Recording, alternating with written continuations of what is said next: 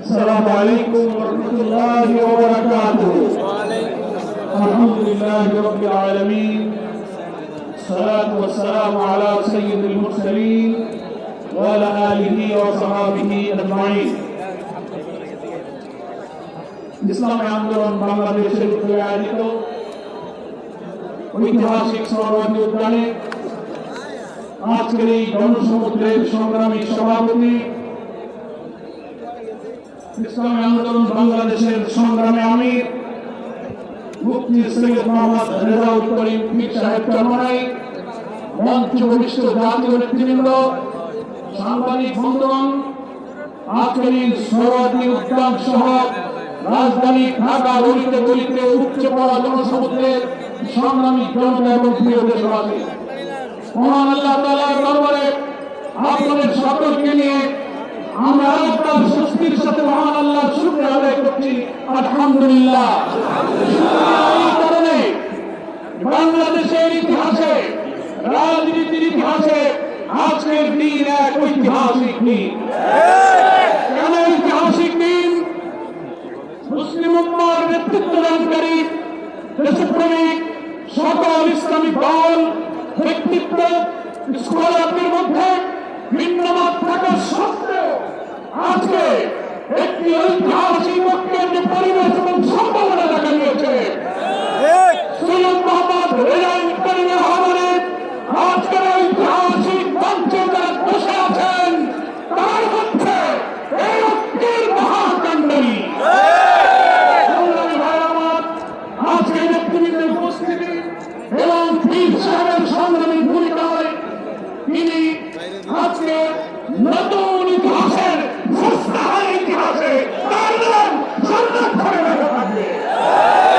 সংগ্রামী দেশবাসী ভাইরা, আমি অন্তর্বর্তীকালীন সরকারের প্রধান প্রফেসর ডক্টর মোহাম্মদ ইউনূস আপনাকে বলতে চাই, আপনি ন্যাশনাল কনসেনসাস কমিশন যেটা হয়েছে তার আপনি চেয়ারম্যান, তার কো চেয়ারম্যান করা হয়েছে প্রফেসর ডক্টর আলী আছে। আর নির্বাচন কমিশনের প্রধানকে আমি বলতে চাই, আজকের এই সমাবেশ থেকে, এই জনসমুদ্র থেকে এই বার্তা যদি আপনারা বুঝতে ভুল করেন, বিয়ার পদ্ধতি ছাড়া নির্বাচন বাংলার মানুষ সহজ করবে না। আমি প্রধান উপদেষ্টা নির্বাচন কমিশনার সকলকে বলব, আপনি জাতির উদ্দেশ্যে নিরপেক্ষ থাকার অঙ্গীকার করেছেন। আপনার অঙ্গীকারের প্রতি আপনি সাবধান থাকবেন। আপনার কোন কোন ভূমিকায় জাতির মধ্যে কিন্তু সংশয় তৈরি হয়েছে। পরিষ্কার বলতে চাই, আপনি সোজা থাকবেন। আমরা কোন আমাদের জন্য, কোন দলের জন্য বক্তব্য দিতে চাই না। 2000 ছাত্র জনতার জীবন, হাজার হাজার মানুষের রক্ত, 17-18 বছরের মানুষকে ফাঁসি, অত্যাচার, জুলুম, রিমান্ড নিয়ে আমি বলবো নির্বাচন করেছেন, সেই সংগ্রাম আমরা ব্যক্ত হতে দেব না। অবশ্যই জাতির নেতৃত্ব কি হয়েছে, নির্বাচনের লেভেল প্লেইং ফিল্ড আপনাকে নিশ্চিত করতে হবে।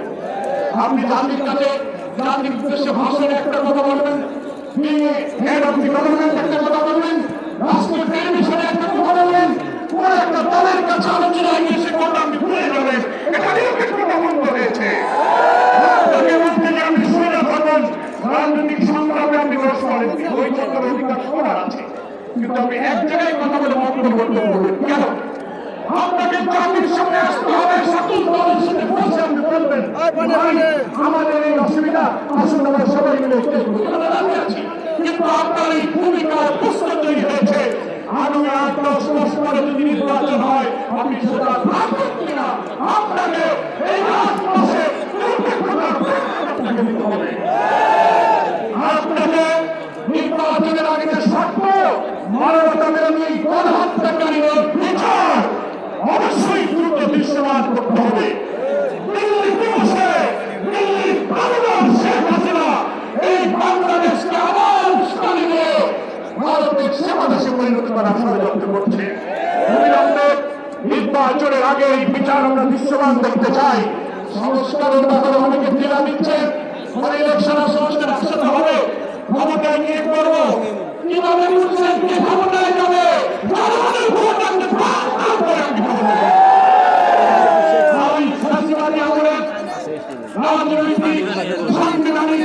সরকারের যে কাঠামো তৈরি হয়েছে বাংলাদেশে, এই কাঠামো আস্তে করে নিয়ে নতুন বাংলাদেশের নতুন বন্দোবস্ত কাঠামোর জন্য অবশ্যই মৌলিক সংস্কার প্রয়োজন। এই প্রশাসনিক ব্যবস্থার মধ্যে আমরা নতুন কোনো ফসলাত, নতুন কোনো হাসিনার জন্ম দিতে চাই না। এই সংস্কার আমাদেরকে করতে হবে।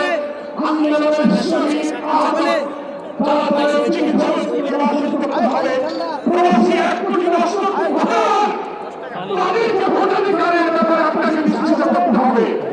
স্থানীয় সরকার নির্বাচন আগে দিতে হবে।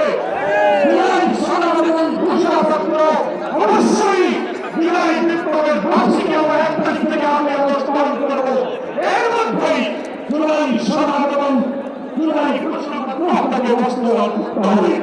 সংগ্রামী দেশবাসী, বাংলাদেশ জামাত ইসলামীর সংগ্রামে আমি ডাক্তার শফিকুর রহমান, তিনি পীর সাহেব চৌধুরীকে এবং আপনাদের সহ সকল দেশবাসীকে জামাত ইসলামীর পক্ষ থেকে সালাম এবং শুভেচ্ছা জানিয়েছেন। তিনি জাতীয় জন্য যে ঐতিহাসিক ভূমিকা রেখে চলেছেন, আমি মনে করি যেমন পীর সাহেব সেই চেষ্টার ক্ষেত্রে একটি গুরুত্বপূর্ণ ঐতিহাসিক উদারতা, অবদান, মহব্বত রেখে ইতিহাসের একটি সস্তা হয়ে তিনি থাকলেন। আগামী দিনে জাতীয় প্রবর্তনীয় নতুন ফ্যাসিবাদের জন্মকে আমাদের ঠেকাতে হবে। আমরা এই লক্ষ্যের পিছনে পীর সাহেবের উদারতা, যে আন্তরিকতা, মহব্বত, তার মাধ্যমে তিনি গুরুত্বপূর্ণ ভূমিকা পালন করেছেন। আমরা দেখতে পাচ্ছি ইতিমধ্যেই বাংলাদেশের গ্রামে গঞ্জে, শহরে, নগরে, বন্দরে ওলামায়ে কেরাম, মুসলিম উম্মাহর নেতৃত্বাধিকারী জনগণের এই ঐক্যের পরিবেশ দেখে আজকে মঞ্চে দেখে গ্রামে গ্রামে ঐক্যের জোয়ার শুরু হয়েছে। মূল্যবোধ পরিহার করে মুসলিম জাতি সত্তা মূল্যবোধ রক্ষার জন্য আল্লাহ তাআলা দিনকে পার্লামেন্টে নিয়ে বিচার, সুশাসন, বৈষম্যহীন এক নতুন সমৃদ্ধ বাংলাদেশ গড়ার জন্য আমরা ঐক্যবদ্ধ থাকবো। সকলকে ধন্যবাদ। বাংলাদেশ জিন্দাবাদ। আমার তৌফিক ইল্লা বিল্লাহ। আসসালামু আলাইকুম ওয়া রাহমাতুল্লাহি ওয়া বারাকাতুহু।